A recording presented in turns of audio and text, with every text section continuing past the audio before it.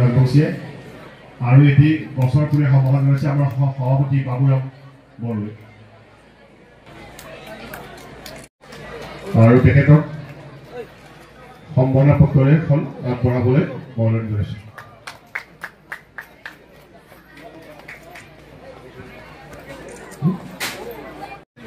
আৰু একে চেনেলৰে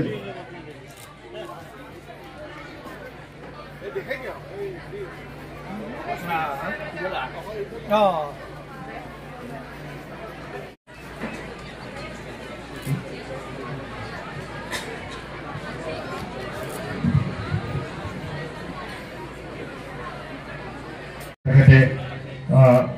সমগ্ৰ অঞ্চলটোত সেউজী ধৰণে কৰিবলৈ পৰা অব্যাহত ৰাখিছিলে আৰু এই সুযোগতে আমি আমাৰ সাংবাদিকসকলৰ তৰফত তেখেতক সময় আছোঁ আৰু শনিদাই এখন সম্বৰ্ধনা পত্ৰ তেখেতক সম্ভাষণ জ্ঞাপন কৰিছে সভাপতি মধুসূদন মেধিয়ে আৰু তেখেতকক মান পত্ৰখন প্ৰদান কৰিবলৈ মই আমাৰ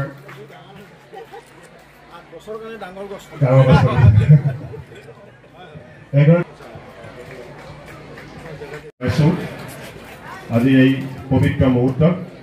আৰু তেখেতক সম্বৰ্ধনা পত্ৰখন প্ৰদান কৰিবলৈ মই তেখেতক অনুৰোধ জনাইছোঁ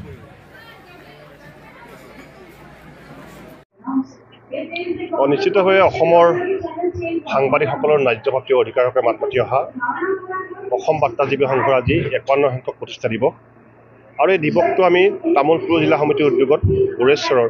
NRDS কলেজত আমি অনুষ্ঠিত কৰিছিলোঁ আৰু এক সফল অনুষ্ঠান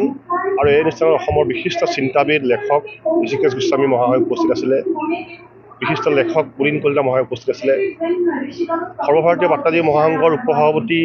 ফণীন্দ্ৰ দাস উপস্থিত আছে আৰু লগতে এই অঞ্চলৰ BTRৰ EM ৰণেন্দ্ৰ নাৰ্জাৰী মহাশয় উপস্থিত আছে আৰু এক সুন্দৰ অনুষ্ঠান আৰু আমি সকলোৱে আজি এই প্ৰতিষ্ঠা দিৱসৰ মুহূৰ্তত আমি এটা কথা বিচাৰিছোঁ যে অসমৰ সাংবাদিকসকলৰ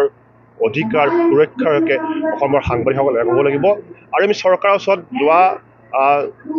4 আগষ্টত মুখ্যমন্ত্ৰী মহাশয়ক লগ কৰি আমি অসমৰ সাংবাদিকসকলৰ সুবিধাৰ কাৰণে কেইটামান দাবী উত্থাপন কৰিছিলোঁ তাৰ ভিতৰত আছিলে আমাৰ স্বাস্থ্য বীমা আঁচনি আমাৰ সকলো ঘৰৰ ৰাষ্ট্ৰীয় ঘাইপথ টোল গেটসমূহৰ পৰা আমাৰ সাংবাদিকসকলৰ ৰেহাই দিয়া আঁচনি ঠিক তেনেকৈ আমাৰ যিটো দেশৰ বিভিন্ন প্ৰান্তত ভ্ৰমণৰ কাৰণে সুবিধা আছিলে সেইটো বন্ধ কৰিছে অসম চৰকাৰে সেইটো আমি কৰিবলৈ দাবী কৰিছিলোঁ সাংবাদিকসকলৰ পেঞ্চন আঁচনিটো অকল 8,000 টকা দিয়া হয় আমি সেইটো 15,000 টকালৈ বৃদ্ধিৰ কাৰণে দাবী জনাইছিলোঁ ঠিক তেনেকৈ সাংবাদিকসকলে কৰ্মৰত অৱস্থাত যদি নিহত হয় মৃত্যু হয় তেওঁলোকক আমি 15 লাখ টকা দিবলৈ আমি দাবী জনাইছিলোঁ এই ধৰণৰ কেইবাটাও বিষয়লৈ আমি একত্ৰিত হৈছোঁ আৰু শেহতীয়াভাৱে আমাৰ কেন্দ্ৰীয় চৰকাৰে ৱৰ্কিং জাৰ্নেলিষ্ট এক্ট 1950 ধৰি যি 27খন শ্ৰমিক আইন বাতিল কৰিছে তাত আমি অনুমোদন প্ৰকাশ কৰিছোঁ আমি ৱৰ্কিং জাৰ্নেলিষ্ট বাতিল নকৰি তাক কিছু সংশোধন কৰিবলৈ আমি চৰকাৰৰ ওচৰত আহ্বান জনাইছিলোঁ আৰু এনেধৰণৰ কিছু দাবীৰ সৈতে আমি আজি এই প্ৰতিষ্ঠা দিৱসটো পালন কৰিছোঁ আচলতে সাংবাদিকসকলে যি ন্যায্যপ্ৰাপ্তিৰ অধিকাৰৰ হকে আমি কাম কৰিব লাগে আমাৰ যি অধিকাৰ আছে সেই অধিকাৰসমূহ আমাৰ পৰা কাঢ়ি নিয়া হৈছে সমাজৰ আটাইতকৈ শোষিত বঞ্চিত শ্ৰেণীটো হৈছে সাংবাদিকসকল আমি দৰমহা হওক বা অন্যান্য সা সুবিধা আমাৰ বঞ্চিত হৈ আছোঁ আজিৰ তাৰিখতো আমাৰ সাংবাদিকসকলে চৰকাৰৰ পৰা আঁচনি বঞ্চিত হৈ আহিছোঁ গতিকে আমি দাবী কৰিছোঁ যে চৰকাৰক যিহেতু অসমৰ 40 লাখৰো অধিক সংবাদকৰ্মী আছে সেইসকলৰ নিবনুৱা এটা বিভিন্ন ক্ষেত্ৰত সংস্থাপিত হৈ আছে গতিকে সেইসকলৰ কাৰণে অসম চৰকাৰে কেন্দ্ৰীয় চৰকাৰে চিন্তা কৰক আৰু সাংবাদিকসকলৰ সা সুবিধা প্ৰদান কৰক আজি তামোলপুৰত বাৰ্তাজীৱী সংঘৰ 51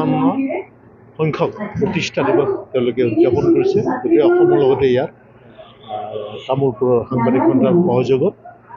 ইয়াত উপস্থিত থাকিলেও বিভিন্ন ব্যক্তি আছে বিশেষকৈ ছাত্ৰ ছাত্ৰীসকল আছে মই আগতে সদায় কৈ আছোঁ যে সাংবাদিকবিলাক হৈছে সমাজৰ বিবেকস্বৰূপ কিন্তু বিবেকৰ কাম যদি নকৰে তেতিয়াহ'লে সমাজে তাক প্ৰত্যাখ্যান কৰাৰ সম্ভাৱনা থাকে কাৰণ আমি যিটো বৃত্তিত থাকোঁ সেই বৃত্তিৰ সৈতে আমি ন্যায়সংগতভাৱে তাক কাম কৰা উচিত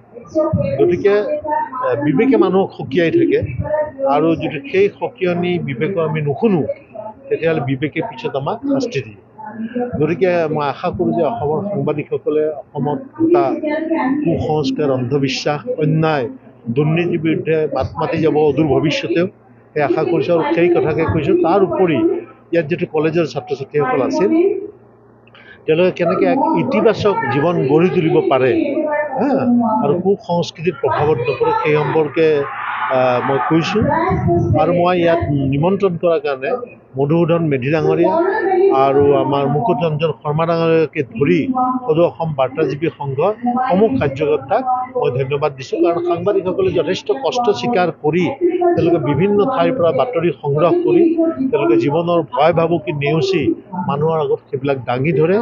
আৰু প্ৰত্যেক শ্ৰেণীৰে কিছুমান ভালো থাকে বেয়াও থাকে, মই বেয়াবিলাকৰ কথা নকওঁ। গতিকে আমাৰ যিবিলাক ইতিবাচক দিশত সমাজক তেওঁলোকে বাৰ্তা বিলাইছে, অদূৰ ভৱিষ্যতেও তেওঁলোকে সেই বাৰ্তা বিলাই যাব বুলি মই